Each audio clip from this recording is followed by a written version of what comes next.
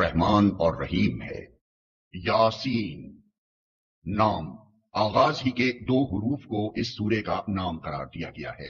زمانہ نزول انداز بیان پر غور کرنے سے محسوس ہوتا ہے کہ اس سورے کا زمانہ نزول یا تو مکے کا دور متوسط کا آخری زمانہ ہے یا پھر یہ زمانہ قیام مکہ کے آخری دور کی صورتوں میں سے ہے۔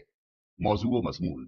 کلام کا مدعا کفار قریش کو نبوت محمدی پر ایمان نہ لانے اور ظلم و استہزاء سے اس کا مقابلہ کرنے کے انجام سے ڈرانا ہے۔ اس میں انذار کا پہلو غالب اور نمایاں ہے، مگر بار بار انذار کے ساتھ استدلال سے تفہیم بھی کی گئی ہے۔ استدلال 3 امور پر کیا گیا ہے: توحید پر آثار کائنات اور عقل عام سے، آخرت پر آثار کائنات، عقل عام اور خود انسان کے اپنے وجود سے، اور رسالت محمدی کی صداقت پر اس بات سے کہ آپ تبلیغ رسالت میں یہ ساری مشقت محض بے غرضانہ برداشت کر رہے تھے، اور اس امر سے کہ جن باتوں کی طرف آپ لوگوں کو دعوت دے رہے تھے وہ سراسر معقول تھیں اور انہیں قبول کرنے میں لوگوں کا اپنا بھلا تھا۔ اس استدلال کی قوت پر زجر و توبیخ اور ملامت و تنبیہ کے مضامین نہایت زوردار طریقے سے بار بار ارشاد ہوئے ہیں تاکہ دلوں کے قفل ٹوٹیں اور جن کے اندر قبول حق کی تھوڑی سی صلاحیت بھی ہو وہ متاثر ہوئے بغیر نہ رہ سکیں۔ امام احمد، ابو داؤد، نسائی، ابن ماجہ اور طبرانی وغیرہ نے معقل بن یسار سے روایت کیا ہے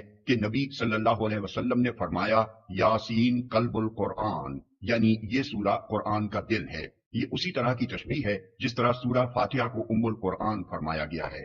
فاتحہ کو ام القرآن قرار دینے کی وجہ یہ ہے کہ اس میں قرآن مجید کی پوری تعلیم کا خلاصہ آ گیا ہے، اور یاسین کو قرآن کا دھڑکتا ہوا دل اس لیے فرمایا گیا ہے کہ وہ قرآن کی دعوت کو نہایت پرزور طریقے سے پیش کرتی ہے، جس سے جمود ٹوٹتا ہے اور روح میں حرکت پیدا ہوتی ہے۔ انہی حضرت معقل بن یسار سے امام احمد، ابو داؤد اور ابن ماجہ نے یہ روایت بھی نقل کی ہے کہ حضور نے فرمایا، اقرا و سورہ یاسین علی موتکم، یعنی اپنے مرنے والوں پر سورہ یاسین پڑھا کرو۔ اس کی مصلحت یہ ہے کہ مرتے وقت مسلمان کے ذہن میں نہ صرف یہ کہ تمام اسلامی عقائد تازہ ہو جائیں، بلکہ خصوصیت کے ساتھ اس کے سامنے عالم آخرت کا پورا نقشہ بھی آ جائے اور وہ جان لے کہ حیات دنیا کی منزل سے گزر کر اب آگے کن منزلوں سے اس کو سابقہ پیش آنے والا ہے۔ اس مصلحت کی تکمیل کے لیے مناسب یہ معلوم ہوتا ہے کہ غیر عربی داں آدمی کو سورہ یاسین سنانے کے ساتھ اس کا ترجمہ بھی سنا دیا جائے تاکہ تذکیر کا حق پوری طرح ادا ہو جائے۔